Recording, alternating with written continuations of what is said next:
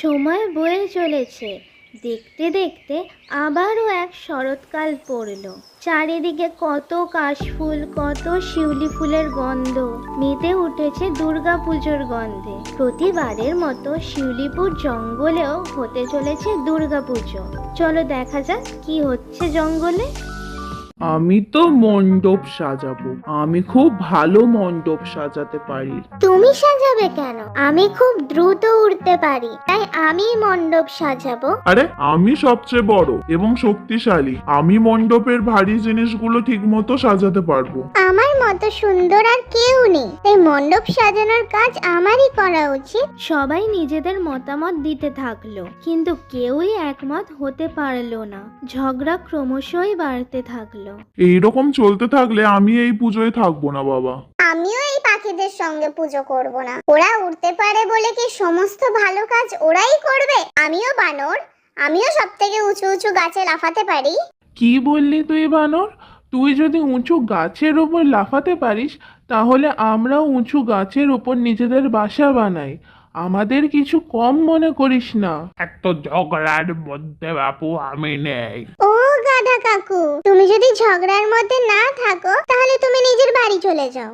আমরা পশুরা তোদের থেকে ভালো করে পুজোর আয়োজন করতে পারি। আমরা পাখিরাও কিছু কম যাই না। তোমাদের ছাড়া আমরাও ভালো করে পুজোর আয়োজন করতে পারবো। তাহলে তোমরা পাখিরা আলাদা পুজো করো আর আমরা পশুরা আলাদা পুজো করব। কি বন্ধুরা, তোমরা কি বলো? হ্যাঁ হ্যাঁ, আমাদেরও তাই মত। ঠিক আছে পাখি বন্ধুরা, আমরাও আলাদা পুজো করব। আমরা পশুদের থেকেও ভালো করে পুজো করব। তোমরা যে নিজেদের মধ্যে সমস্ত কিছু ঠিক করে নিলে, তোমরা মহারাজকে জিজ্ঞাসা করার প্রয়োজন মনে করলে না? কালকে পুজো কমিটির সভা রয়েছে, সেখানেই তোমরা যা বলার বলো। আমি এসব কি শুনছি?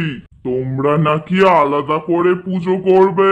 হ্যাঁ মহারাজ, আমরা সকল পশুরা আলাদা করে পুজো করতে চাই আর পাখিরা আলাদা করে পুজো করতে চায়। বেশ, তবে তাই হোক। কিন্তু মহারাজ, কোনো কিন্তু না। তোমরা যখন আমাকে ছাড়া আলাদা করে পুজো করার সিদ্ধান্ত নিয়ে নিয়েছো, তখন তোমরা আলাদা করেই পুজো করো। একদিকে পশুদের পুজো আর একদিকে পাখিদের পুজো। কিন্তু তোমরা যদি আলাদা করে পুজো করতে না পারো, তাহলে শাস্তির জন্য তৈরি থেকো। আলাদা পুজো করার কথা শুনে সমস্ত পশু পাখিরা খুবই খুশি হয়ে গেল।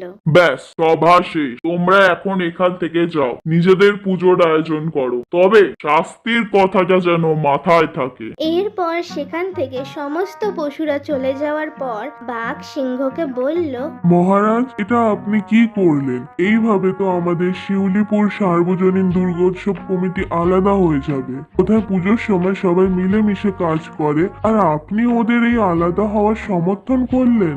আরে থামো থামো, এত বেশি উত্তেজিত হইও না। আগে আমার পুরো কথাটা তো শোনো। হ্যাঁ? এত বছর ধরে আমি এই জঙ্গলে রয়েছি। আমি ভালো মতন জানি এই জঙ্গলের পশু পাখিরা একে অপরের সাহায্য ছাড়া পুজো করতে পারবে না। ওরা পুজো করতে না পেরে হার মেনে যখন আমার কাছে আসবে, তখন আমি ওদের শাস্তি হিসেবে একসাথে পুজো করার কথা বলবো। কিন্তু আপনি তো ওদের এই কথাটা এখনো বোঝাতে পারতেন। বোঝাতে তো আমি পারতাম, কিন্তু বোঝাবো না। আমি বোঝালে ওরা শুধু বুঝবে, কিন্তু ওদের নিজেদের ভেতর থেকে ভুলটা বুঝতে হবে। আর এটা তখনই হবে যখন তারা নিজেদের নেওয়া সিদ্ধান্তে ব্যর্থ হবে। এবার তুমি বুঝলে বাঘমশাই? এত বেশি চিন্তা করো না, মা সব কিছু ঠিক করে দেবে। একটু ভরসা রাখো। যেন তাই হয়। আমিও চাই সবাই মিলে খুব মজা করে পুজো করি। পরের দিন থেকে পশুরা নিজেদের মতন পুজোর কাজ করতে শুরু করে আর পাখিরাও নিজেদের মতন করে পুজোর কাজ শুরু করে। কিছুদিন এইভাবেই চলতে থাকে। পুজোর কাজ ঠিক মতন না হওয়ায় পাখিরা নিজেদের মধ্যেই ঝগড়া করতে থাকে, আর অন্যদিকে পশুদেরও ঠিক একই অবস্থা। কি রে ময়ূর, খুব তো লাফাচ্ছিলিস, এখন কি হলো? হ্যাঁ গো পেঁচাদি, ভুলটা আমারই। আমার মনে হয়েছিল আমরা পশুদের ছাড়াই সবটা করে নিতে পারবো, কিন্তু এখন মনে হচ্ছে এখানে হাতি ভাই থাকলে ভালো হতো। হ্যাঁ, তুমি ঠিক বলেছ। এখানে হাতি ভাই থাকলে খুব তাড়াতাড়ি প্যান্ডেল বানানো হয়ে যেত। এখনো দেরি হয়নি। তোমরা যদি নিজেদের ভুল বুঝতে পেরে থাকো তাহলে মহারাজের কাছে গিয়ে সকল পশুদের কাছে ক্ষমা চেয়ে নাও আর সব কিছু ঠিক করে নাও। আর অন্যদিকে পশুরাও নিজেদের ভুল বুঝতে পারে আর মহারাজের সভার দিকে যায়। পরের দিন সকল পশু পাখিরা সবাই মিলে একত্রিত হয়ে আবারও সভার আয়োজন করে। তাহলে কিরকম চলছে পুজোর আয়োজন? মহারাজ, আমাদের ভুল হয়ে গেছে। পাখিদের ছাড়া আমাদের সাজানোর কাজ পুরো হচ্ছে না। আমরা সকল পশু নিজেদের ভুল বুঝতে পেরেছি। আমরা সবাই সকল পাখিদের কাছে ক্ষমা চাইছি। আমরাও নিজেদের ভুল বুঝতে পেরেছি মহারাজ। সকল পশুদের ছাড়া আমাদের পুজোর আয়োজন সম্পূর্ণ হচ্ছে না। আমাদের সকল পাখিদের ক্ষমা করে দিও বন্ধুরা। তোমরা তোমাদের নিজেদের ভুল বুঝতে পেরেছো, খুব ভালো কথা। কিন্তু তোমরা নিজেদের নেওয়া সিদ্ধান্তে ব্যর্থ হয়েছো।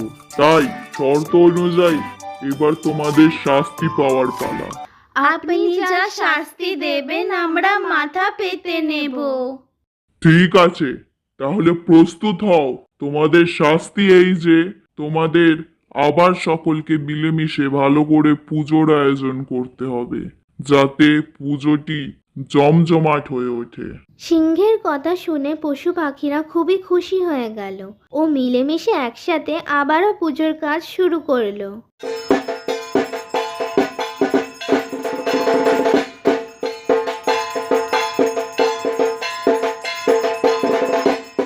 দেখলে তো বাঘমশাই, সব কেমন ঠিক হয়ে গেল।